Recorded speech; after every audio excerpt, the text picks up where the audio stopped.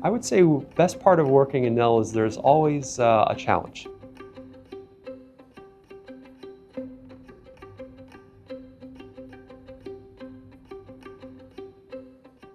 Hi, I'm Blake Carter, and my role is Director of Cell Stack Industrialization, and I also oversee the HSE department. I remember in college I had a senior design course where the professor mentioned fuel cells, and that they were really interesting and great, but they cost too much and probably were never going to be economic to produce. When I began looking for other opportunities years ago, and I came across Proton at the time, it sparked that memory, and I saw an opportunity to get involved with hydrogen, but also get involved with a company that was intentionally trying to make hydrogen products that were affordable, commercially viable, available on the market.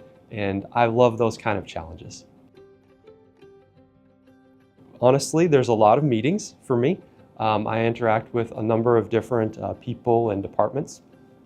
So our goal for industrialization is to be a bridge between the technological development work that's going on and the manufacturing area, and making sure that the manufacturing and production operations are successful.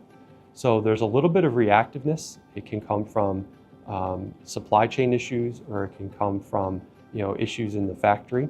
So on a typical day, while I have many meetings to plan and maybe strategize on things, we also have to be reactive and provide priority to anything that has come up that very recently.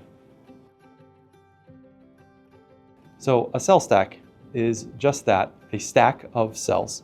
And these electrolyzer cells are made of many separate layers, especially a membrane. For us, it's a proton exchange membrane, and there are several components that go around it to help manage flow of water and hydrogen gas and all of this, so that when we stack them together, we can put our DC current there and use that to split water into hydrogen and oxygen.